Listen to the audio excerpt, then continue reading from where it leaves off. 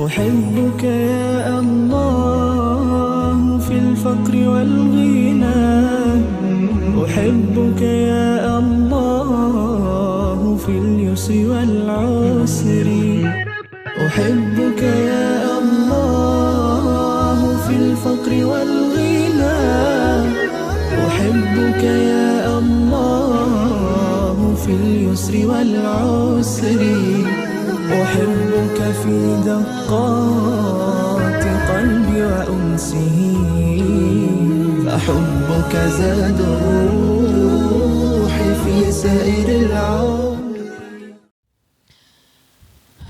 بسم الله الرحمن الرحيم. الحمد لله رب العالمين، والصلاة والسلام على أشرف الأنبياء والمرسلين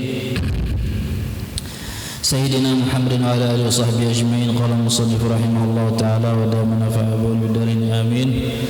رضي الله عني وعنكم. وقال رضي الله عنه: الحكمة السابعة والتسعون: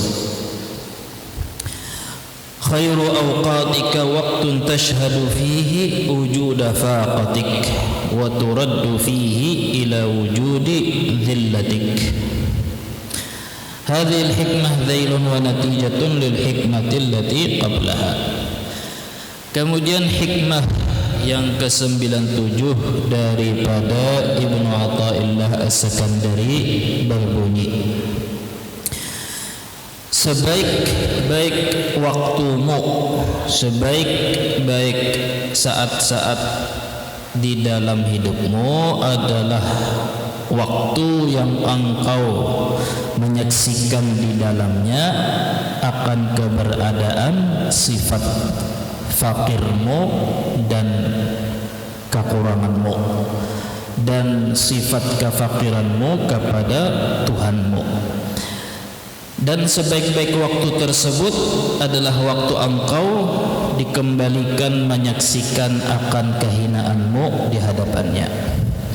Hikmah nang ke-97 ini semacam natijah, hasil pelengkap dari hikmah minggu lalu. Hikmah minggu lalu kan apa? Faqatuka lakadzatiyah. Sifat faqah, sifat berhajat, sifat kurang, sifat engkau fakir berhajat kepada Tuhan, atau sifat kekuranganmu, ketiadaanmu, kelumpuhanmu itu bersifat dzati, bukan pendatang. Sifat dzati artinya sifat asli di dalam diri, melainkan lawanannya yang bersifat pendatang. Artinya sifat wajib kita, sifat asli kita adalah tuli, Tuhan menginjami atau memperdengarkan kita sehingga kau mendengar. Sifat zati kita buta, Tuhan mengkuasakan melihat. Sifat asli kita bisu, Tuhan mengkuasakan kita berbicara. Jadi sifat bicara kita atau sifat melihat dan sifat mendengar dan sifat berpengetahuan atau berilmu atau sifat yang lain itu sifat-sifat pendatang. Sifat-sifat pendatang. Artinya sifat pendatang artinya kadang datang, kadang hilang, dan bukan sifat asli. Melainkan hakikatnya apa tadi? Dikuasakan, diinjami oleh Tuhan. Lalu jarnya di hikmah sebelumnya itu seminggu lalu itu apa? Munculnya sebab-sebab kekayaan, sebab-sebab ilmu, sebab-sebab berbicara. Artinya kau melihat, kau bicara, kau mendengar, kau bergerak, kau berhinak. Itu sebab sifat-sifat pendatang yang fungsinya juga mengingatkan lawan kita hal-hal yang tersembunyi dari kita, yaitu sifat cacat kita tadi. Kan jadi kita minggu lalu bahwa ibaratnya perumpamaannya nih. Perumpamaannya kita itu lumpuh, cacat batis, kada kawa bergerak, lumpuh total, kada kawa berjalan, lalu diinjami orang apa? Tungkat, atau diinjami orang kursi roda. Nah, tiap kali kita melihat tongkat itu, kursi roda itu mestinya mengingatkan lawan kita akan kelumpuhan kita, ya lah. Artinya sekedar melihat tongkat itu gini, ingat langsung, sedihlah, kada nyaman hatilah. Kenapa? Tak ingat akan sifat lumpuhnya kita, yang dimana sifat lumpuh itu hakikatnya asli. Jadi artinya kayak itu juga kita melihat harta, duit nih, kita duit itu mengingatkan lawan fakirnya, tidak berdayanya, miskinnya, laparnya kita. Tanpa duit, misal kada kawa nukar makanan, tanpa nukar makanan, kada nukar makanan, kada kawa hidup, misalkan, ya kah? Hanya bedanya di sini Tuhan menyuruh kita mengingatkan yang memberi duit, bukan mengingatkan makan. Menyuruh kita menisbatkan, menyandarkan hajat kita kepada yang memberi duit, bukan kepada duit. Hajat kita kepada Tuhan yang memberi makan, bukan kepada makanan, kan itu ya lah. Cuman apa tadi? Melihat batis sama aja. Tungkat itu hanya perumpamaan. Batis kita berian Tuhan, kawa bergerak, kawa berangkat batis, itu adalah sebab musabab, itu adalah sebab-sebab kemampuan. Sebab-sebab kemampuan itu mengingatkan lawan kita akan sifat hajat kita, sifat lumpuh kita. Jaka kada bisi batis, kada kawa berjalan, ya. Bisi tangan, jaka kada bisi mata, kada kawa melihat. Jika kada bisi talinga, kada kawa mendengar. Jadi maksudnya talinga, mata, batis mengingatkan kefakiran kita, kehajatan kita, kemiskinan kita, yaitu semuanya arti daripada kehambaan kita. Yalah, apa lalu natijahnya jadi kita semalam? Artinya supaya kita meyakini bahwa ketika kita sakit itu bukan Tuhan mendatangkan penyakit di awak, tapi sakit dan kada berdaya itu sifat asli kita. Ketika kita sakit, artinya bukan Tuhan mengandak sakit di awak, tapi Tuhan mengangkat sehat dari awak kita, yang dimana itu kada asli. Sehat itu bukan sifat asli, bukan sifat dzati, bukan sifat wajib di dalam diri kita, tapi itu pendatang atau pinjaman dari Tuhan. Kadang ulun menghindar menggunakan kata-kata pinjaman. Kenapa? Palupina kena dikira akidah tauhidnya pulang salah, kalau pina salah paham nang mendengar. Artinya berarti kita kalau melihat, kalau mendengar Tuhan menginjami, lalu Tuhan lepas tangan mau urus yang lain lagi, sibuk mengurus yang lain. Kita memakai kayak manusia menginjami manusia. Kadang itu kalau maksudnya lah kata pinjaman ini hanya supaya paham bahwa ini lain sifat asli di diri kita, bukan jati diri kita, tapi itu pendatang dari Tuhan. Jadi akhirnya apa jar kita minggu lalu, yang apa hikmah yang dua sebelumnya lagi, nikmatul ijad lawan nikmatul imdad. Kita diwujudkan lalu kita dialirkan. Jadi setiap kali kita kalau melihat, mendengar, berpandar, berjalan, berhinap, itu senantiasa Tuhan kada putus menginjami, mengalirkan kita dengan pinjaman-pinjaman tadi. Nah, sehingga Jadi ketika nih hikmah tadi isinya ke itu, berarti apa? Natijahnya nih sebaik-baik waktu, artinya waktu kita yang paling berkah, waktu kita yang paling disenangi Tuhan, waktu dimana kita paling parak posisi kita lawan Tuhan, wayah apa? Ketika di waktu itu kita lagi menyaksikan, mengingat kefakiran kita, hajat kita, kebergantungan kita lawan Tuhan. Atau waktu kita selalu melihat ketiadaan, kelemahan kita, kefakiran kita, kehajatan kita, itu sebaik-baik waktu di mata Tuhan dan di mata orang-orang akhirat tadi, alam sana. Artinya apa? Artinya kita di sini kadang mendahkan sebaik-baik waktu ikam adalah ketika sembahyang, sebaik-baik waktu ikam ketika lagi hadir maulid, sebaik-baik waktu ikam lagi ketika belajaran pengajian, sebaik-baik waktu ikam lagi ketika menuntut ilmu. Kadang menyambat kayak itu, tapi menyambat sebaik-baik waktu ikam, apapun kegiatan ikam, ketika di waktu ikam melakukan kegiatan itu, biar hendak burung ikam teringat terus akan faqah, kefakiran ikam, cacat ikam, lumpuh ikam, ketiadaan la haula wala quwata illa billah tadi, ya kah?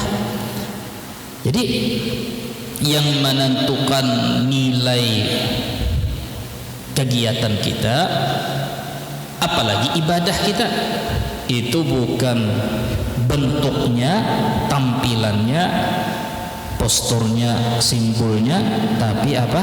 Suasana hati kita yang mengingatkan lawan kita akan sifat jati diri kita tadi.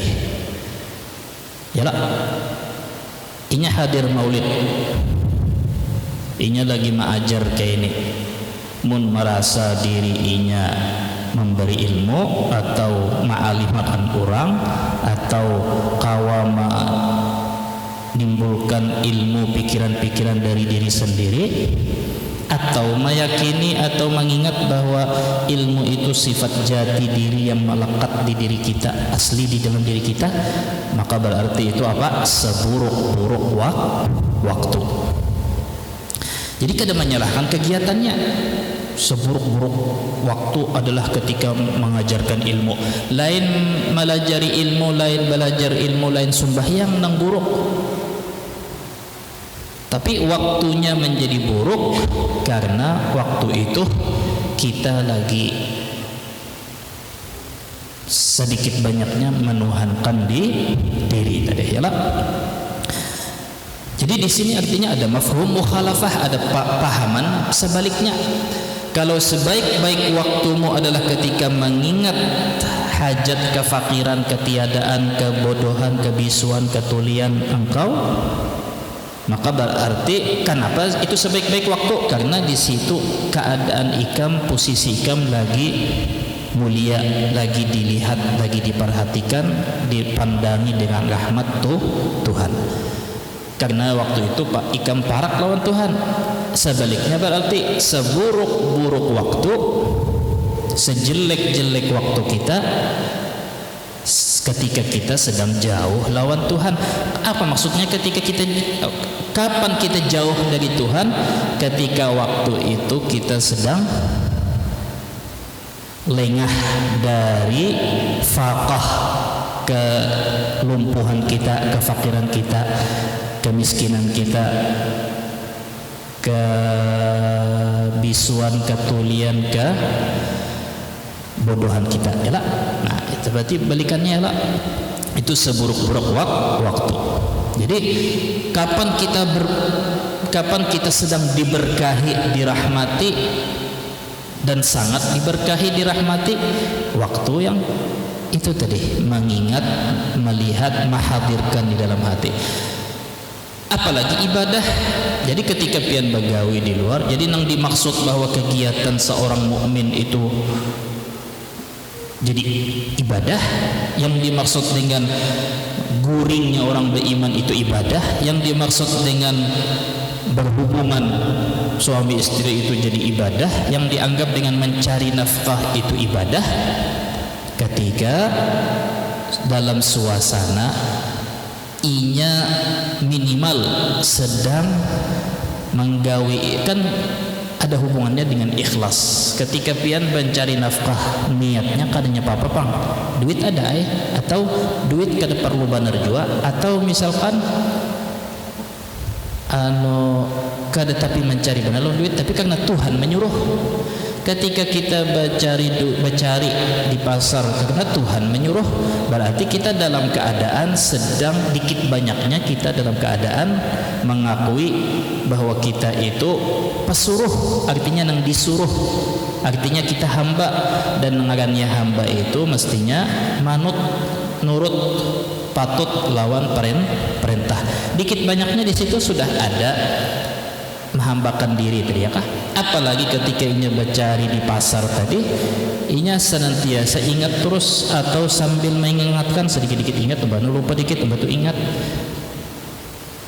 bahwa hasil yang inya diperoleh itu tetap bukan inya nang kasbi, bukan inya nang memberi sebab musabab, bukan inya nang memberi bekas, bukan inya nang pintar, tapi karena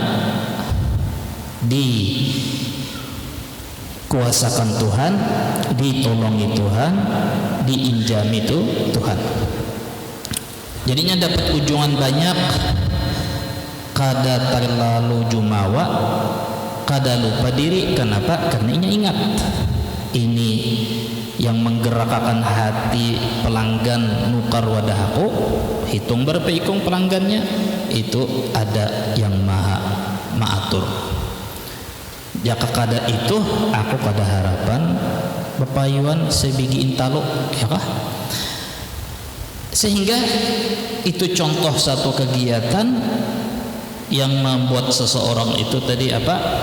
Waktunya jadi diberkahi, waktunya jadi mendekatkan dirinya lawan Tuhan, ya kah? Dan inya mengerjakan itu dan tuntung mengerjakan, hatinya tenang pasti, itu pasti. Seterusnya kayak itu kegiatan-kegiatan yang lain, entah itu kegiatan-kegiatan agama atau kegiatan-kegiatan profesi di luar apa aja status sosialnya, supaya waktunya diberkahi Tuhan, dihitung amal ibadah, disenangi Tuhan, nanti itu nang mestinya. Sehingga di antara nikmat Tuhan yang paling ganal, karena jarinya kan musibah kebanyakan manusia yang ketika mereka itu kenyang, rancak, lawas dinyamani Tuhan, inya bisa lupa diri, inya bisa melupakan kefakiran diri tadi, ketiada berdaya diri, sehingga tadi inya sedikit demi sedikit melupakan sampai kada sadar lagi mengingkari adanya Tuhan. Jadi sidin orang ateis itu bukan orang pintar atau orang pemikir atau orang kritis atau ilmuwan atau punya teori yang hanyar-hanyar. Kada. Orang ateis yang kada percaya Tuhan itu gangguan jiwa, ya kah? Gangguan jiwa. Kenapa gangguan jiwa? Ya kah? Gangguan jiwa itu karena inya sudah larut, entah karena inya kada pernah mengaji atau inya kada pernah tahu di agama, lalu inya kada pernah ada masalah musibah apa-apa, kada pernah mendengar tentang Tuhan atau kada mau mendengar, ya kah? Lalu akhirnya inya menggawi kegiatan inya hari-harinya nyaman-nyaman haja, ya kah? Nikmat-nikmat haja, kada ada masalah atau apa. Lalu sekalasan inya merasa bahwa semua apa yang inya kerjakan itu murni hasil gawian inya, kerja keras inya, usaha inya. Dengan sendirinya inya sedikit demi sedikit melupakan Tuhan sama sekali. Dan kita sudah mencontohkan minggu lalu, ya seperti itulah Fir'aun yang 30 tahun pernah sebelum datang Musa, kadada lalu selama 30 tahun kadada lalu ditimpa cobaan, kadada diganggu oleh ancaman apa-apa, kerajaannya kadada ancaman, awak kada pernah sakit sedikit pun, kadada lalu sakit, ya kah?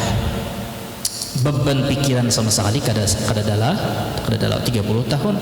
Lalu hendak diulah Tuhan jadi contoh. Artinya jangan melihat sosok Fir'aunnya, tapi lihat kemanusiaan Fir'aun itu yang bisa menimpa diri kita kayak itu juga. Artinya apa? Fir'aun itu mestinya jadi jawaban bagi orang yang bertakun, kenapa Tuhan harus menyakiti, memberi cobaan oleh manusia. Ayo ulun ulangilah, Fir'aun itu jawaban bagi orang yang bertanya, buat apa Tuhan memberi cobaan manusia? Karena jawabannya apa? Kalau manusia kada diberi cobaan di dunia nyaman terus, pasti kena ujung-ujungnya mengikuti jejak Fir'aun. Yalah, itu jawabannya. Kan pasti sudah diantara wasawis talbis iblis. Iblis itu selalu meracuni otak manusia, apalagi nang awam, bahwa kalau memang Tuhan kasih sayang lawan hambanya, kalau memang Tuhan itu hendak menyamani manusia, jadi di dalam Quran yuridullahu bikumul yusra macam-macam, kenapa diulah Tuhan lalu diulah menderita? Aneh. Dicipta tapi kena diulah sakit, jangan kedusah lagi dicipta, atau langsung dicipta langsung anak di surga, kenapa dicipta lalu disakiti? Maka jawabannya, di antara jawabannya tadi adalah pasti kalau kada diputar-putar bahanu nyaman, bahanu sakit, banyak nyaman daripada sakit, pasti akan melupakan kudratnya, jati dirinya sebagai makhluk yang dhaif, yang tuli, yang buta, yang bisu.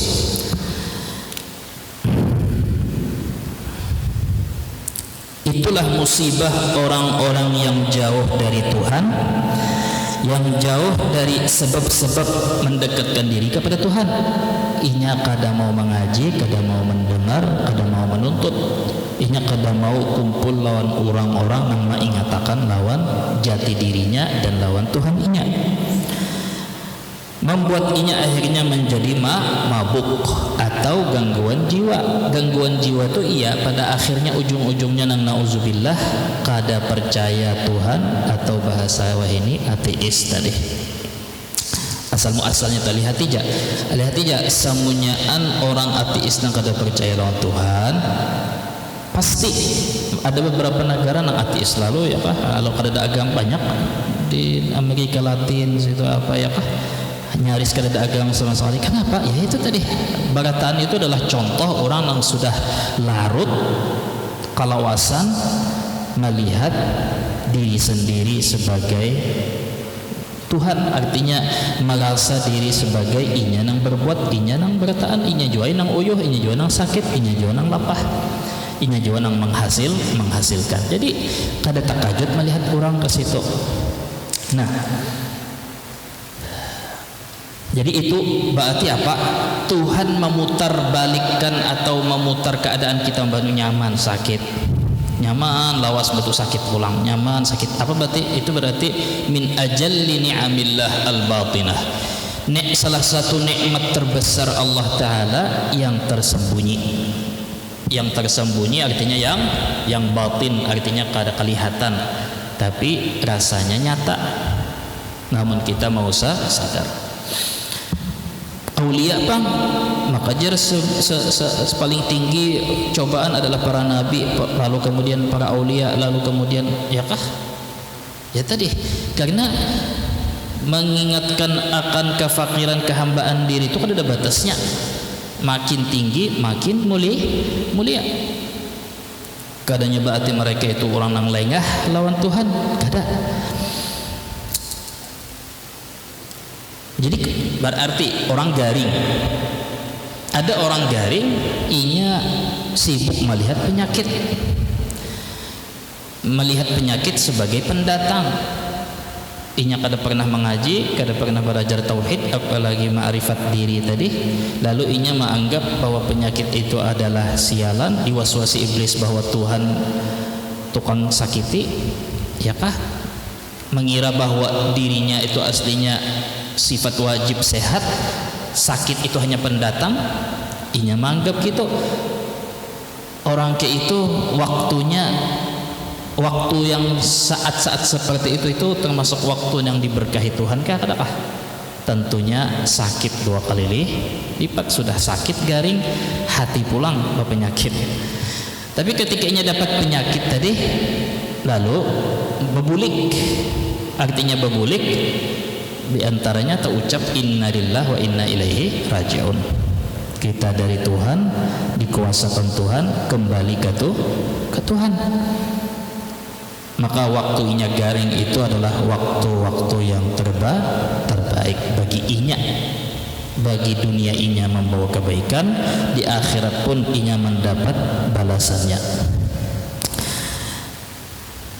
Jadi itu kunci atau inti daripada kita mendengar majelis zikir, majelis ta'lim. Ta'lim atau zikir. Zikir itu iya, intisarinya zikir itu adalah ingat Tuhan kayak apa sifatnya, lalu lawanannya ingat diri kita kayak apa sifatnya. Tujuan daripada zikir itu bukan masalah zikir itu muntung aja nang membaca berapa kali, jangan luput dari hitungan 1000, 200. Zikir itu bukan masalah goyangan kepala.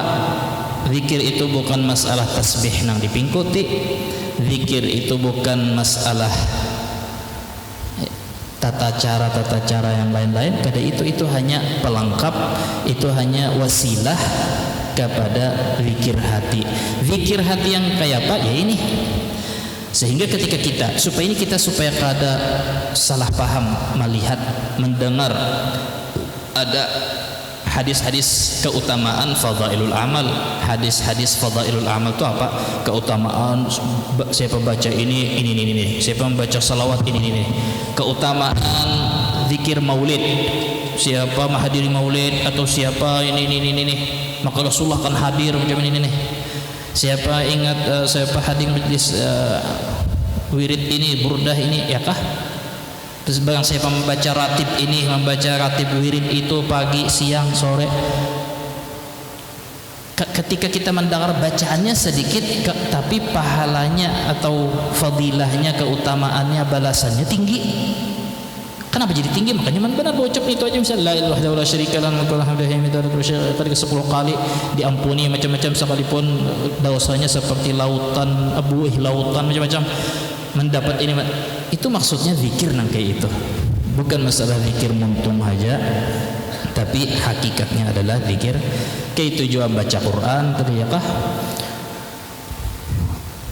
Orang yang membaca Quran biar suaranya buruk, tapi inya menganggap Quran ini adalah kalamullah dan inya sedang mendengar kalamullah, merenungi, memposisikan diri sebagai mendengar kalamullah, itu lebih mulia, itu yang dicatat ahlul Quran daripada orang yang membaca suara baanduh-anduh, balantun-lantun lagu-lagu mana-manakah, lagu-lagu Persia kah, lagu apakah. Tapi setiap inya melantunkan satu ayat dengan tilawah, tartil, baharat-harat macam-macam, tiap membaca satu ayat makin tinggi hati dan makin melupakan diri sebagai orang yang taufik ditolong itu Tuhan. Makin setiap membaca ayat, setiap membaca surah makin bertambah rasa ujub, rasa bangga, rasa punya haul dan punya kuah dari punya daya dan ubah, supaya menisbatkan keelokan itu kepada diri sendiri.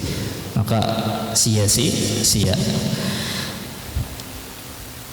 Artinya disimpulkan nih daripada satu-satu contoh semuanyaan amal ibadah amaliyah nang kita dengar, nang kita baca tadi, itu yang dimaksud Tuhan di dalam hadis atau dimaksud Nabi di dalam hadis keutamaannya zikir nang kayak itu modelnya, nang kontak yang connect dengan hatinya.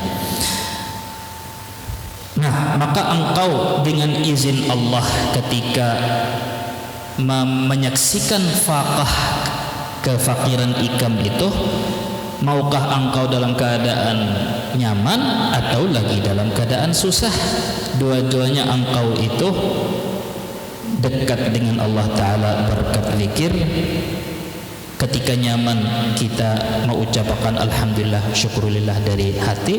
Ketika kita lagi sakit kita rida dan sabar, mudah karena melihat ke situ tadi, melihat faqah kita, hajat kita itu lawan Tuhan.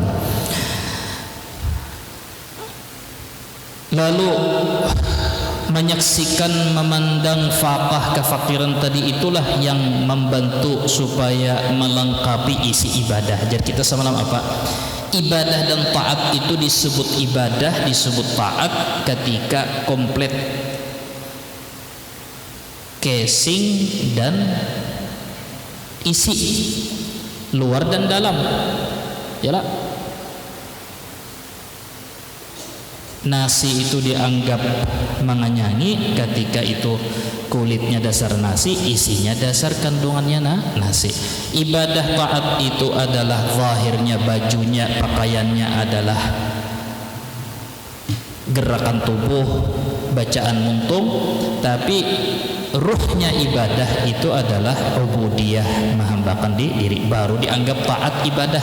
Min tujuan maksiat itu dua supaya dianggap dosa yang menjauhkan dari Tuhan. Maksiat itu supaya dianggap dosa yang menjauhkan dari Tuhan itu mesti dua, lengkap, zahir dan batin, bungkus dan isi, jasad dan roh. Apa jasadnya maksiat, zahirnya maksiat? Ya, nang hal-hal yang dilarang Tuhan, minum khamar, berzina, menyakiti orang. Tapi ruhnya maksiat itu apa? Yang menyebabkan inya menjauhkan dari Tuhan? Ada hati melawan Tuhan, ada di dalam hati itu menantang Tuhan. Makanya orang yang mudah dapat petunjuk hidayah lalu bertaubat itu kebanyakan mereka itu ketika menggawi maksiat kada pakai hati, hatinya kada menantang Tuhan, kada ada niat menantang Tuhan, apalagi membanggakan diri, malah hanya bersembunyi, tapi nafsu kada tahan, lalu akhirnya menggawi maksiat bukan dari hati. Yalah.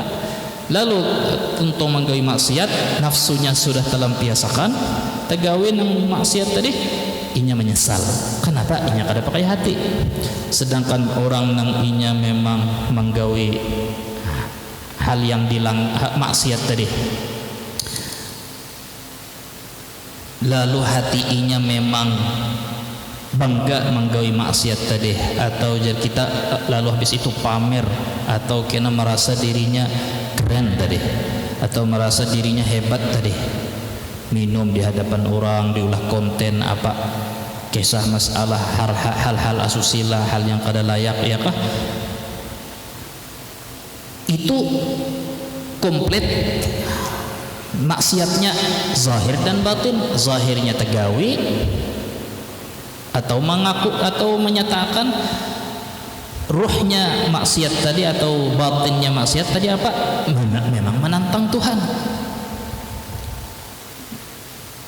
Babi aku juga nang makan apa nih ikam mau ya, haram bagi aku ikam babi haram ya, tapi pacaran jalan terus ya, maka dua-duanya haram ya. Dua-duanya haram ya, dua-duanya ya sudah. Ya kah? Kenapa jadi kita melihat orang nang misalnya? Jadi nah, kenapa orang banyak misalkan kalau makanan babi, kalau babi inya kada mau makan babi, kenapa haram jarinya nih.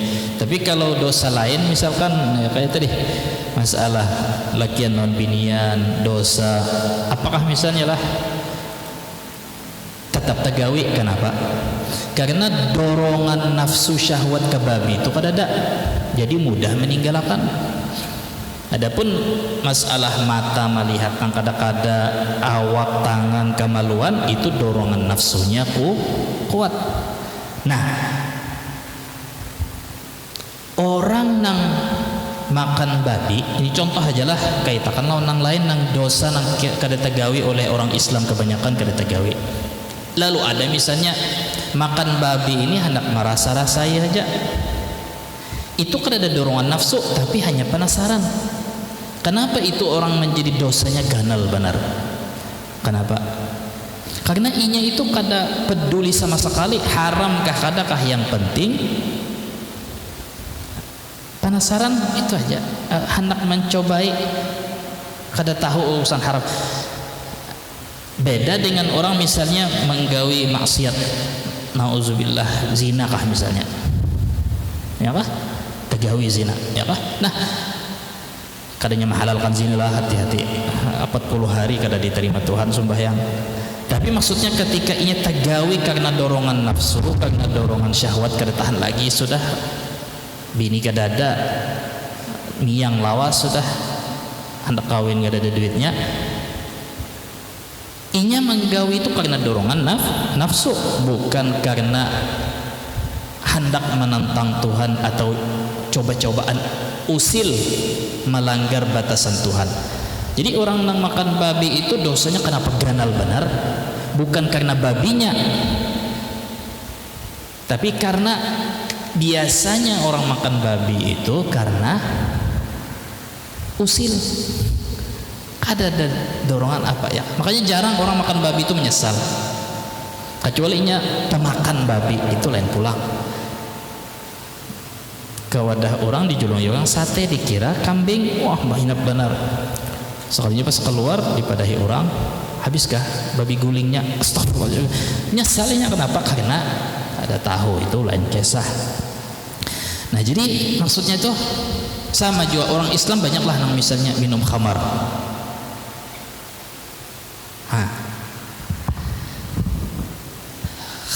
Minum khamar nih adalah lain dosa yang menjadi dosa harian, dosa nang sulit dihindari, nyaman aja menghindari.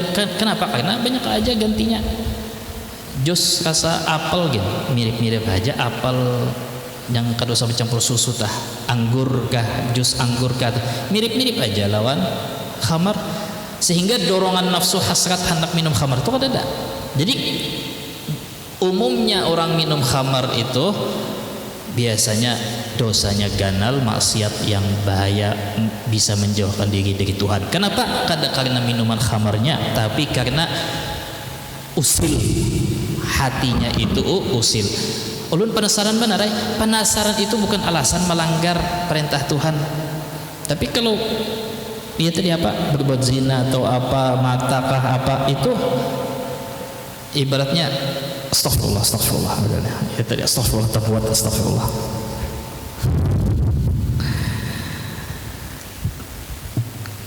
Nah, jadi kalau kita menyaksikan apa, kita hendak tahu kualitas ibadah sahabat Rasulullah itu bukan karena bentuknya, tapi karena sekali ini menggawi ibadah taat, dasar bujur-bujur ibadah taat komplit zahir dan batinnya. Bahkan isinya ibadah lebih berisi, lebih nampak daripada bungkusnya. Ibadahnya, bacaan wiridnya bisa aja sedikit atau pendek atau handap aja, Tapi kenapa makamnya kada kau ditandingi? Ya Rasulullah, biar ikam basadakah atau menyumbang segunung emas kada kawa sampai separuh, apalagi sebagian kayak makam sahabat kayak apa aja kada kau menandingi amal sahabat. Padahal sahabat ada nang 2 tahun 3 tahun aja meninggal, lombanya masuk Islam 5 tahun mati, pian 30 tahun 50 tahun hidup Islam kada pernah menyembah berhala. Apa yang maulahkan? Karena ubudiyah, kehambaan, roh ibadah itu penuh. Pernah lah pian mandar bahari zaman sahabat ada imtiki.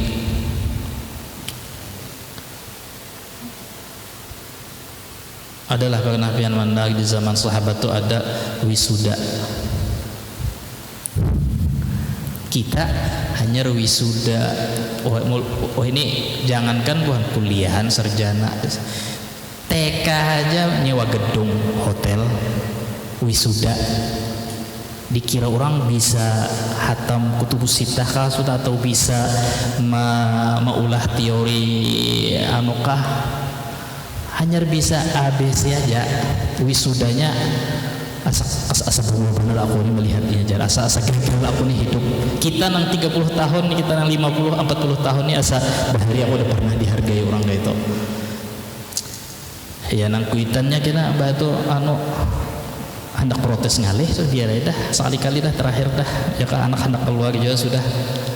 Iurannya tinggi benar, 500.000 sejuta, gasan nyewa hotel, jak baik sewa lapangan pasar minggu kah, pasar mana kah, ibaratnya cari lapangan kosong kah sewa 500 kali 100 ikong berapa sudah. Gurunya iya ya paksain lah, gurunya agak-agak kayak agak batik nang harga 500.000 semeter itu nang ini, gurunya nang nyaman. Acaranya apa itu bang tadi, haram kah? Kada haram tapi kada berguna. Maksudnya kada usah kita melihat orang yang kada Islam, kada usah kita melihat masalah maksiat atau kada maksiat. Kita ini masalahnya itu bukan masalah buang duit atau kada buang duit. Masalahnya nih kita itu gagal total, gagal paham total tujuan nang ianya itu. Yang dituju nang dicari sebenarnya apa? Pengetahuan santri kah, pengetahuan anak kah, ilmu pendidikan perkembangan karakter anak kah, atau cuman apa tadi polesan-polesan kayak itu aja ya kah?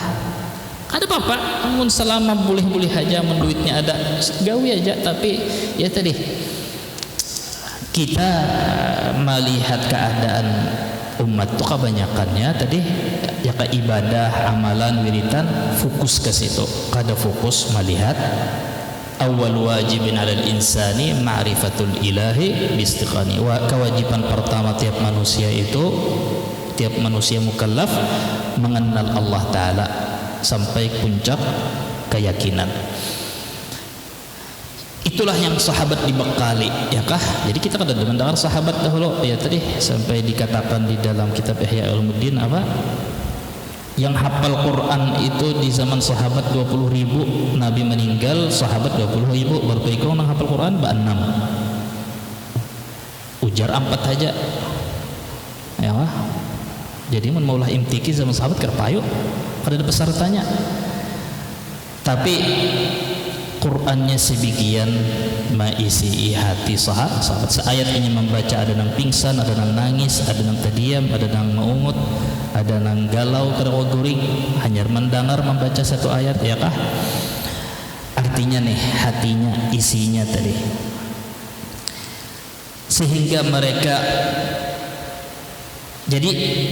nih Ibnu Athaillah menjelaskan bahwa kenapa sebaik-baik waktu adalah waktu kita melihat kefakiran diri, kehambaan diri tadi, entah itu dalam keadaan kegiatan, profesi, ibadah, di rumah tangga. Karena itu yang menambahkan nilai ibadah kita, itu yang membuat ibadah kita jadi berkualitas, itu yang menjadikan kegiatan hari-hari menjadi nilai ibadah, itu yang menjadikan kita sampai guringnya aja atau duduk maumutnya aja maulah inya tadi dipandangi dengan kasih sayang Tuhan. Karenanya napa nang inya gawi dalam keadaan kayak itu, ubudiyahnya bertambah, kecintaan inya bertambah. Nah, jadi kayak ini, kenapa seburuk-buruk waktu kita, seburuk-buruk menit detik di dalam hidup kita itu adalah waktu menit detik-detik yang kita itu lengah daripada kefakiran kita, kehambaan kita, kehajatan kita lawan Tuhan atau sifat jati diri kita itu. Kenapa itu seburuk-buruk waktu? Karena ada beberapa alasan. Pertama, orang yang biasanya hidup dengan bergelimang kenyamanan, harta, sehat, pengetahuan tinggi, jabatan tinggi, ya kah? Tapi hatinya lupa total tentang jati dirinya tadi, otomatis inya lupa hubungan inya lawan Tuhan. Karena inya lupa hubungan inya dengan Tuhan, putus dengan Tuhan, inya pertama rentan untuk berbuat zalim lawan orang lain. Jadi kalau kita melihat ada orang wah ini hanyar disenggol sedikit membunuh, hanyar dikelaksoni orang dari belakang sedikit mengeluari, menyucuk ke dada. Kasus keberapa itu sudah? Kalau ada orang wah ini ya tadi kita melihat orang wah ini membunuh orang lain, membunuh sesama itu sama kayak menguyak bawang. Artinya nyaman benar membunuh orang, menzalimi orang, atau inya maulah peraturan-peraturan atau keputusan-keputusan merugikan orang lain, moral orang sengsara, zalim di dalam tanggung jawab, zalim di dalam menghakimi orang, zalim di dalam membalas, zalim dengan menyikapi keadaan itu. Karena jadi dalam Quran kalla innal insana la yatgha an ra'ahu istaghna. Pasti kenapa manusia itu bisa berbuat zalim atau menzalimi orang? Karena inya merasa dirinya sudah sugih. Artinya sugih kada bahajat lawan Tuhan. Ya kah? Siapakah orang sugih sedikit kada kawa digayai, pina sedikit pina gampang menzalimi orang, gampang mendikte orang, gampang memanfaatkan orang, gampang menipu orang, ya kah? Gampang mengkhianati orang. Semua perbuatan kezaliman itu pasti dasarnya karena inya lupa diri. Kedua pulang, orang nang inya hidup dengan bergelimang kenyamanan kenikmatan tadi, inya sekalipun Islam dan mengerjakan ibadah, inya sumbahyangkah, puasakah, hajikah, inya hanya jasadnya aja nang beribadah, pikirannya, hati inya lagi merencanakan proyek, tender, job, bisnis, ya. Sehingga kebanyakan orang yang kayak itu sumbahyangnya itu terasa beban, ibadah kewajiban yang inya diwajibkan non inya itu terasa beban. Jadi wa innaha lakabiratun illa 'alal khashiin. Salat itu terasa berat, besar, berat dan beban kecuali bagi orang yang khusyuk. Apa maksudnya orang khusyuk? Kecuali inya nih sudah tiap hari sembahyang, tiap hari latihan dipaksa, mungkin inya rasa berkurang lah sedikit bebannya. Tapi tetap ada rasa beban, berat, terpaksa. Kenapa? Karena sembahyang itu hanya menganggap itu sebagai ancaman, menganggap sembahyang itu sebagai bayar pajak. Karena Islam, ini bayar pajak. Lalu merasa berat. Kenapa? Ya kah? Ibarat logikanya orang, perumpamaannya tadi. Kenapa orang khusyuk itu sembahyang kada terasa berat, malah terasa satumat? Ya, ketika pian nih lah punya hubungan selalu zikir, ingat, artinya selalu ingat lawan Tuhan. Pian selalu ingat lawan Tuhan. Sebelum sembahyang sudah ada di dalam hati pian bahwa pian itu berhajat lawan sidin. Segala kesusahan pian menghajatkan Tuhan, segala keperluan perlu lawan Tuhan. Pian itu ibaratnya tiap hati, tiap waktu mencari cara supaya berparak lawan Tuhan, atau tiap waktu itu mencari perhatian Tuhan. Nah, tentunya ketika sembahyang, itu adalah waktu sedang berdialog, bermunajat, mengemis, atau sedang kasmaran lawan Tuhan, ya kah? Sama kayak orang nih yang hanyar pacaran tadi, berteleponan, ngobrol tadi dengan kekasihnya tadi. Padahal 5 jam sudah teleponan, panas mestinya kuping, tapi jadi kasar 5 menit ya kah? Asa sekumat benar ya kah? Nah, pulsa ulun habis, sudah jam 2 malam pada dana adanya jam 2 malam akunnya mencari konter, kalau perlu ke Jakarta situ. Kenapa? Kasaringan rasa. Kenapa? Ya karena ada hajat di dalam hati. Merasa bakal sengsara, bakal menderita kalau pacarnya, ayamnya itu sarik atau putus. Sehingga merasa ada hajat hasrat, hajat kasih sayang lah. Lalu akhirnya merasa bahajat, perlu, fakir lawan si ayangnya nang manusia tadi.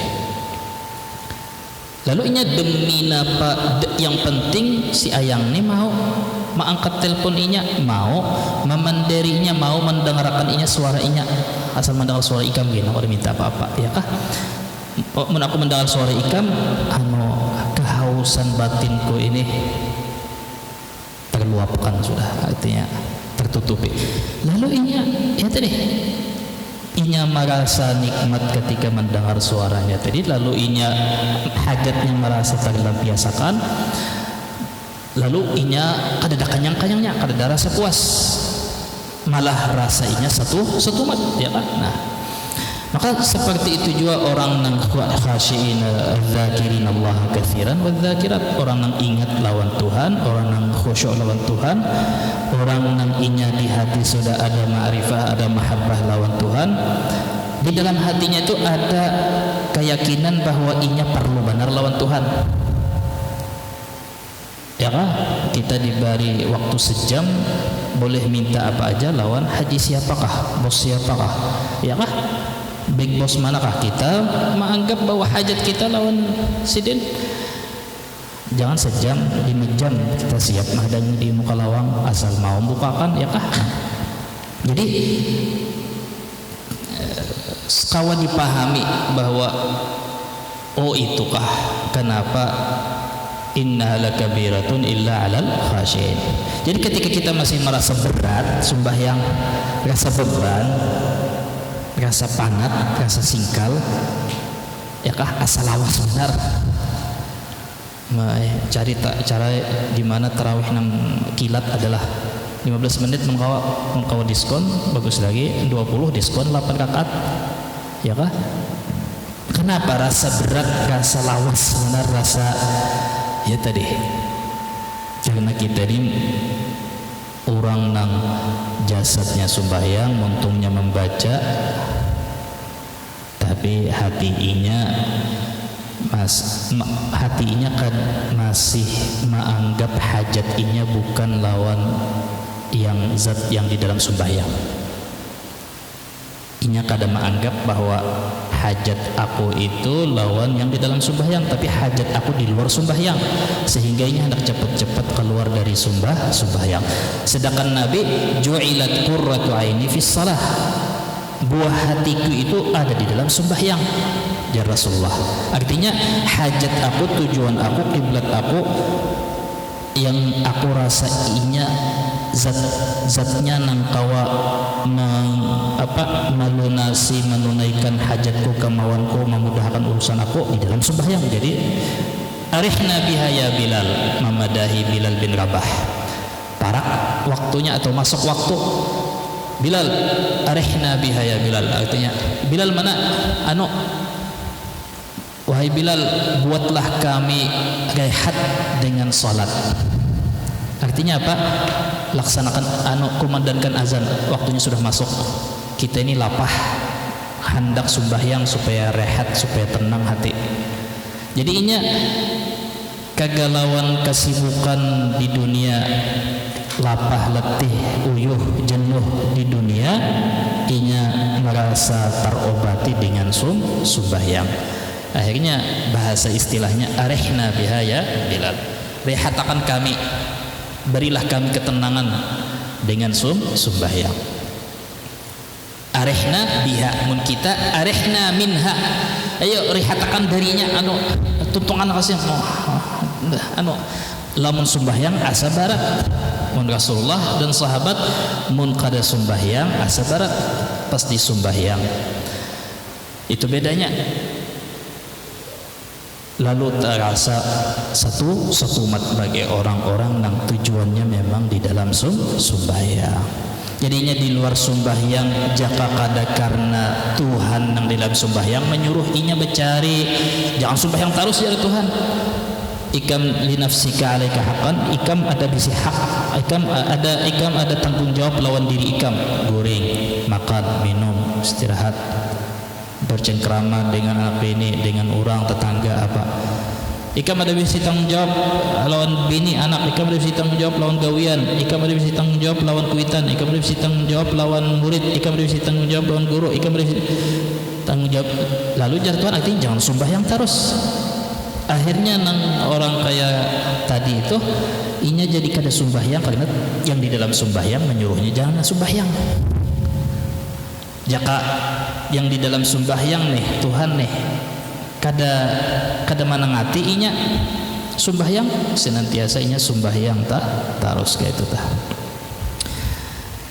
Jadi kita ini ya kah majelis ilmu ini aja nih, mudahan waktu kita majelis ilmu kayak ini mengingatkan kita, menolongi kita, melatih kita ingat lawan kefakiran kita, lawan hajat kita, lawan kesugihan Tuhan.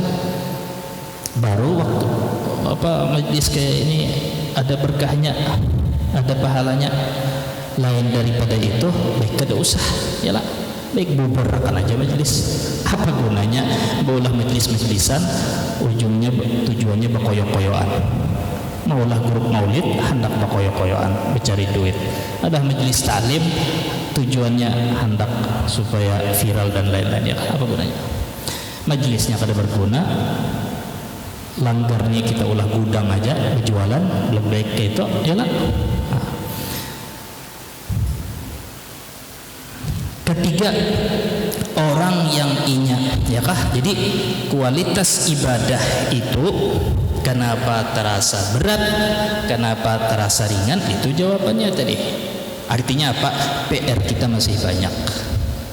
PR kita di sini balatahan membacai, merenungi napajar orang-orang bahari, orang-orang alim, orang-orang arif billah. Kita balataan bukan ahli praktek, termasuk gurunya ya lah.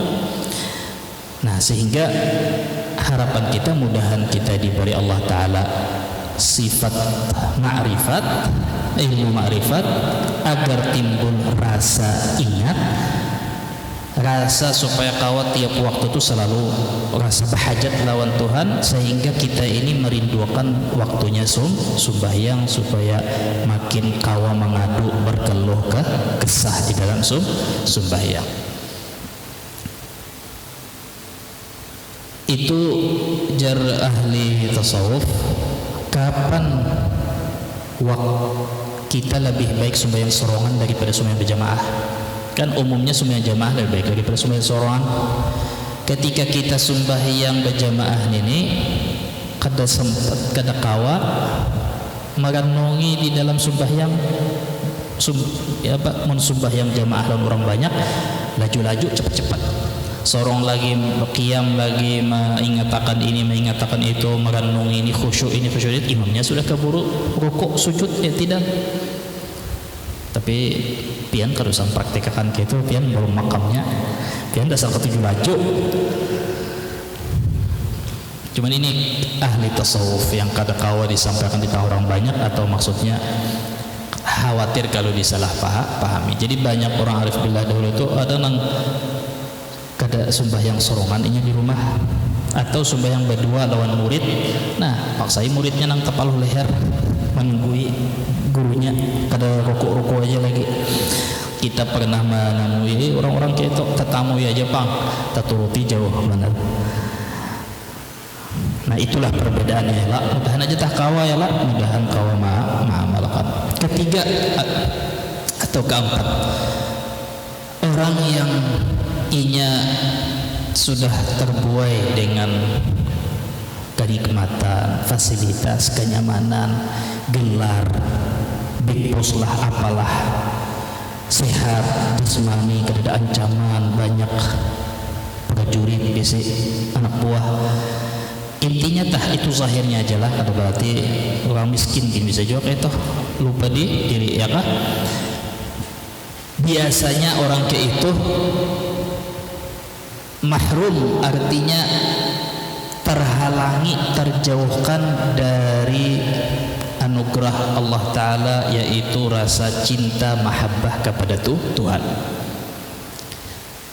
Bayangkan pian ada di posisi orang yang ya tadi kada usah Fir'aun dah, orang yang hidupnya nyaman, sehat, sigar bugar, anak bini ada masalah, rumah tangga nyaman, adem ayem, ya kah? Usahanya lancar, makin hari makin bertambah. Kayak itu aja tak kada usah kayak Fir'aun. Kayak tadi aja, ya kah?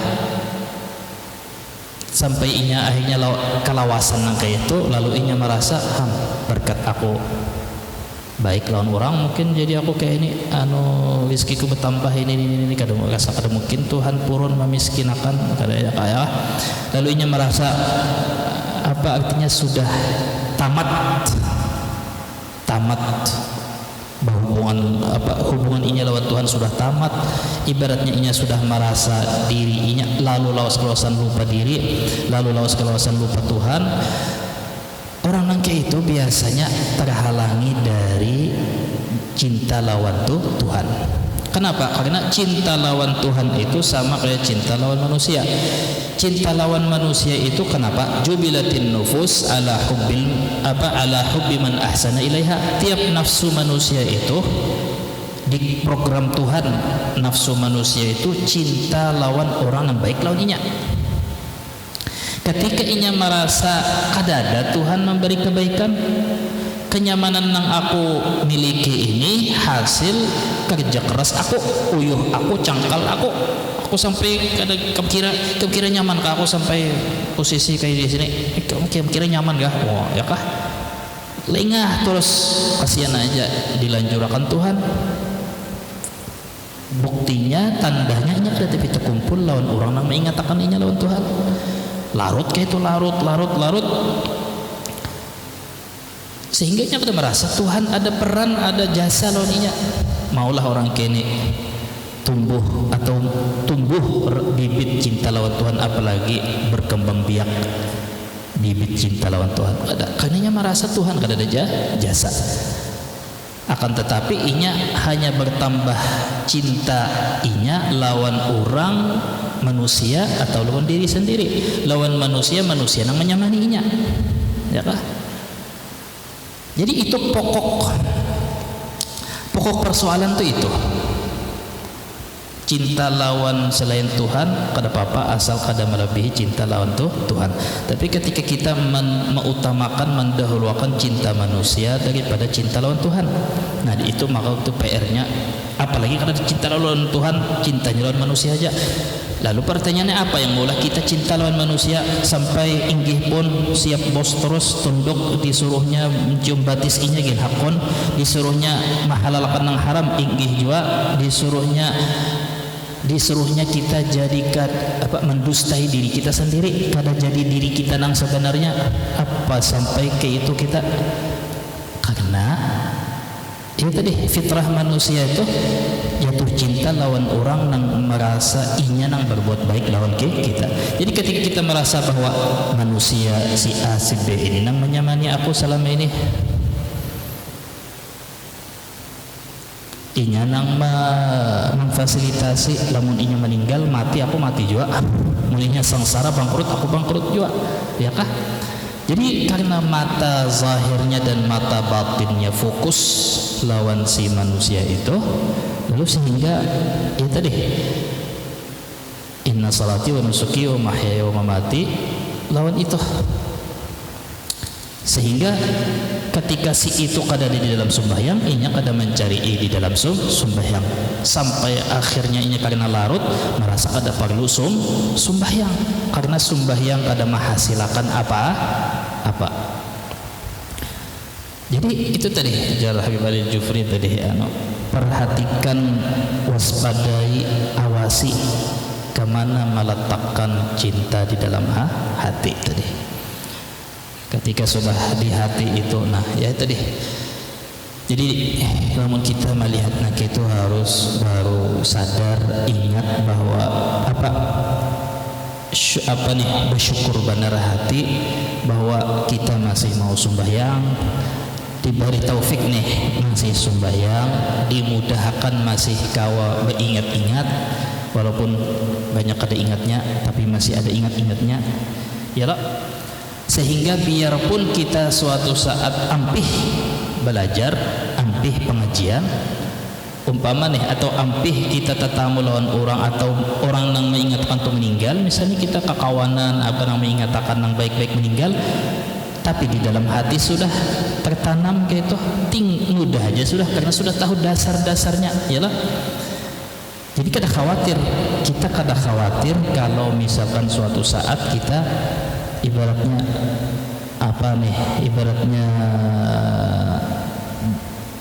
tiba-tiba ada di posisi sulit, nah gitu aja tah. Ketika kita tiba-tiba ada di posisi sulit, maka kita pasti kena yang namanya hidupnya mbah nyaman mbah sulit, pasti kena perlu mahajatakan nang ini. Jadi kadang kita ini kada ingat, tapi pas ada musibah ingat, nah itu masih mending syukur banget deh. Daripada keringat lalu dapat musibah kada ingat pulang. Nah itu rangannya banget parah. Biasanya orang nang mau nang kayak ini mengaji kayak itu, biar kayak apa tah inya kada ingat, tapi pas ada musibah biasanya mau ingat. Lawan kada ingat iya nang ini nah hanya seminggu 2 kasus sudah orang gantung diri. Jauh bang itu mau berjalan batis jauh. Kenapa? Ditolak, cinta ditolak, dukunnya kada ada. Jika dukunnya ada, dukun bertindak, tapi di dukunnya kada tapi ada. Kenapa jar gantung diri? Ditolak, yang ading menganggap kakak, yang inya menganggap tercinta, ngalih.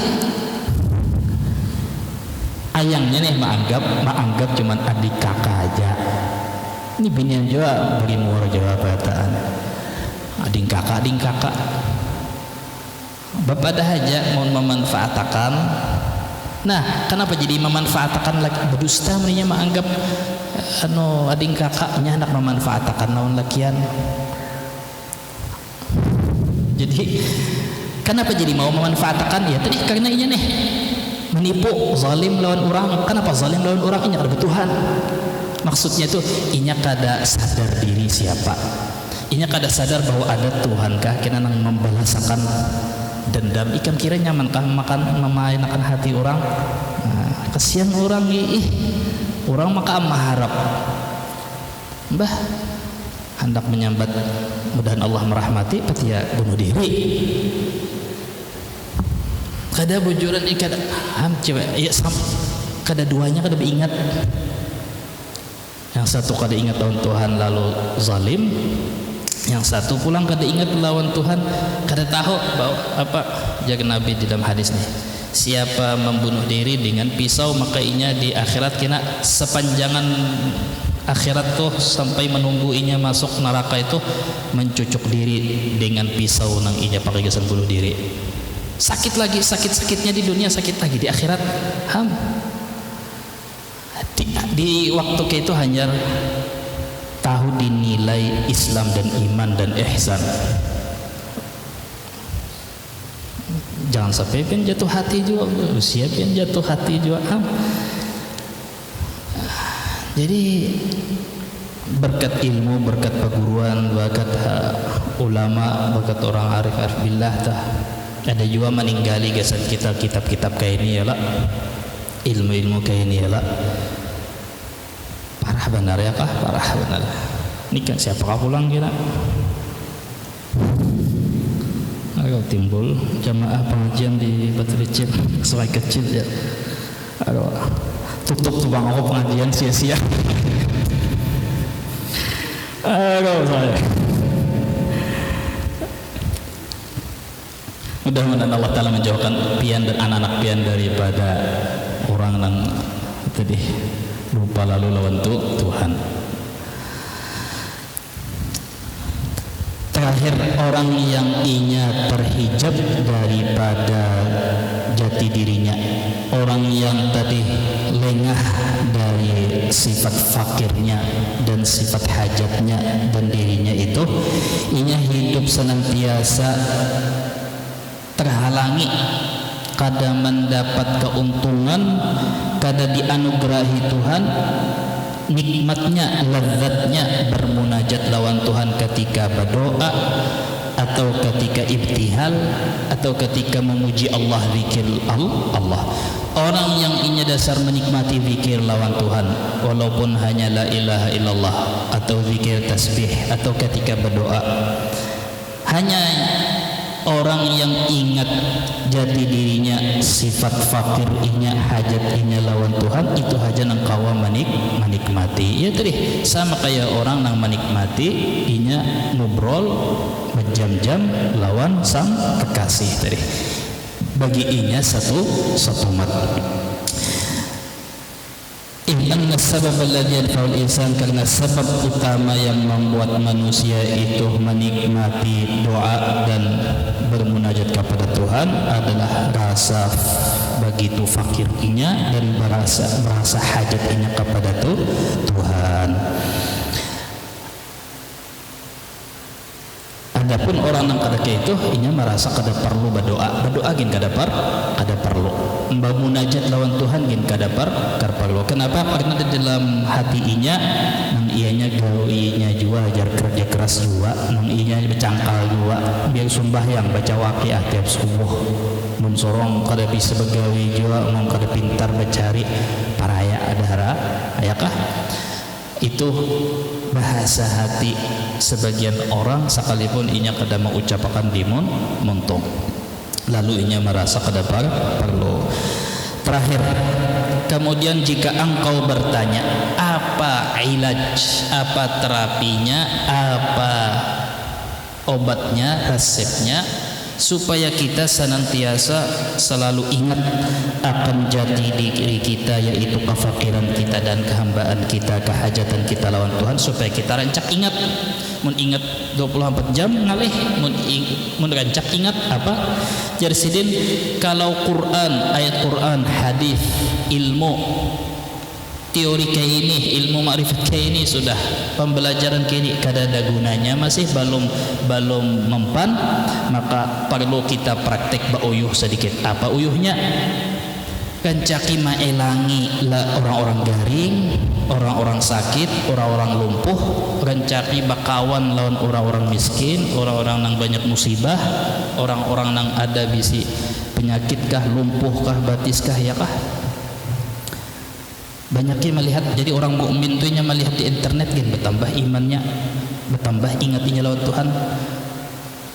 Ada berapa ini nak pulang karena anakan halus ini pian yang bisa anak sehat melihat berita ada anak orang diikut anjing sebulan kada dibawa ke puskesmas, ada divaksin sekalinya apa sebulan kena rabies sekalinya apa kejang-kejang melihat banyu minum padahal haus benar melihat banyu minum banyu kejang-kejang kucak-kucak kada siapa meninggal, kasihan kuitannya melihat kita lah.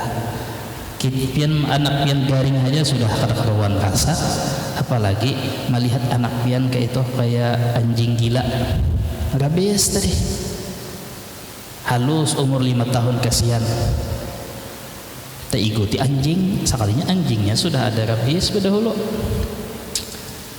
Anjingnya anjing siapa? Anjing ampuninya juga, piaraan abahnya juga. Ayo coba kada seiko nang kene ada nang anaknya dipatok ular. Jadi pian nang ada bisi anak contoh ini berlaku sedikit bagi pian kawa dipraktikkan melihat menang kada bisi anak ulai ayakah tadi ada anaknya nang ada melihat nih hanyar nih pulang orang keluar dari motor lah lengah lawan anak dilihatannya anak joget-joget aja sekalinya tuh tersipak atau terjajak batu tergugur motor dihigang dijajak ditindas motor dihiga kepalanya binian halus pulang. Ayo coba jadi kita tah nang bisi anak nih syukur benar pian anak sehat ceria aman yalah.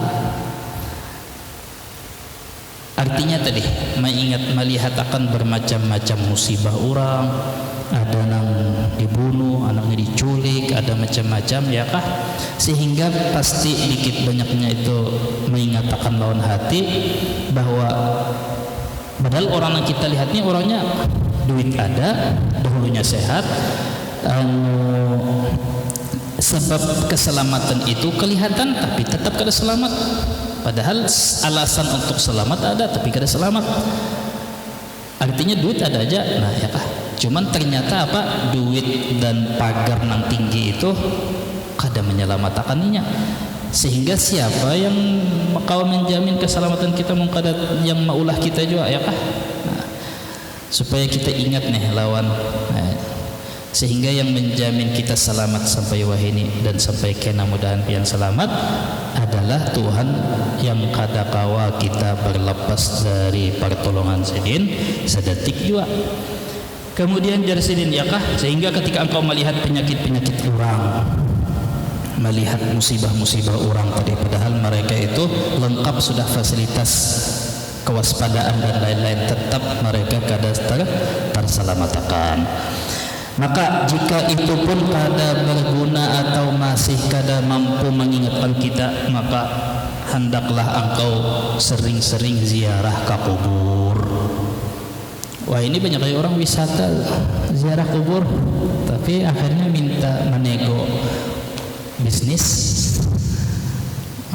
Dengan berkat sahibul maqam ini mudahan bisnis kok maju atau dapat tender job atau naik pangkat ya kan. Ini lain pulang orang ziarah kubur supaya melihat mengingatkan bahwa ini bukti bahwa kita itu berhajat lawan Tuhan, bahwa semua yang ada di jati diri kita itu adalah diri asli kita, apa yang ada kita miliki itu adalah pinjaman, bahwa awalnya kita diinjami sedikit demi sedikit lalu dibanyaki, habis itu diambil Tuhan pulang sedikit demi sedikit dikembalikan kepada tuli, buta, bisu dan lain-lain, dan lumpuh dan kada kau berjalan berdiri sampai mati, sampai umur pun diinjami itu Tuhan.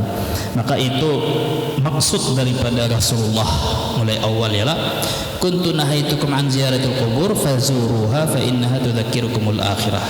Dahulu aku menangati ikam ziarah kubur dari Rasulullah.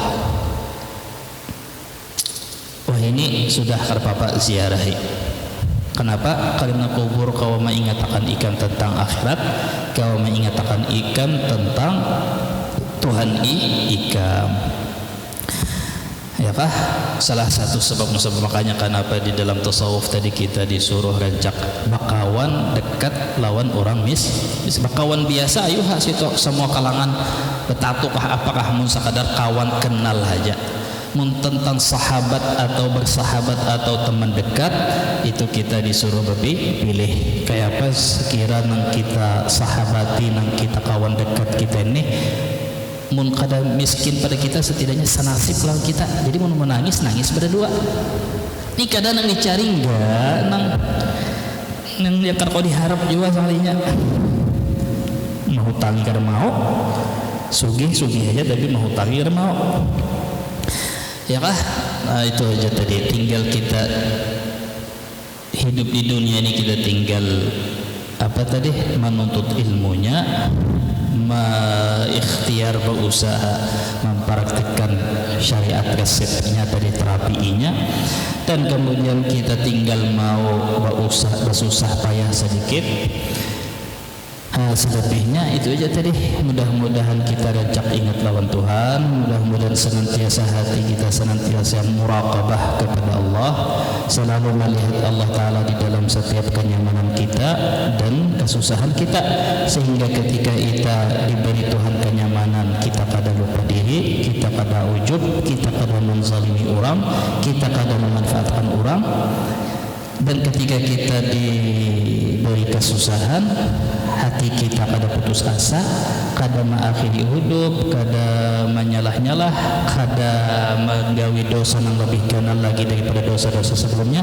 Ketika kita mendapat kesusahan, kita tetap akhirnya bertaubat dan kembali kepada Tuhan, ingat kesalahan diri dan musibah atau kenyamanan, dua-duanya mudah-mudahan mendekatkan kita kepada Allah Ta'ala.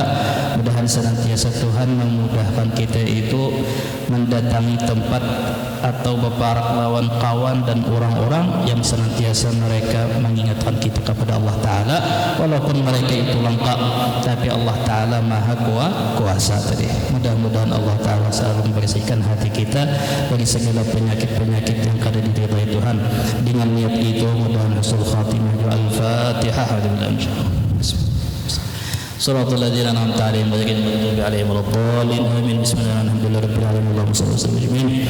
Allahumma fa'alna bima 'allamtana Allahumma lakal hamdu wa sanna wa lana jahilna. Allahumma alhimna rushdana wa waffiqna lima fihi as-sawab wal hikmah. Allahumma ba'idna an kulli wasfin yubaiduna an hubbika min al-majhalati wa habbatika wa shauqi ila liqa'ik. Allahumma inna nas'aluka al-huda wa at-taqwa wal 'afafa wal ghina. Allahumma bihawlika wa bidunaka wa fil akhirah. Rabbana atina fid dunya hasanatan wa qina adhaban nar. Ya Rabbi bil Mustafa balligh maqasidana waghfir lana ma madha كرمي يا ربي بالمصطفى بلغ مقاصدنا واغفر لنا كرمي يا ربي بالمصطفى بلغ مقاصدنا واغفر لنا ما مضى يا واسع الكرم. تقبل الله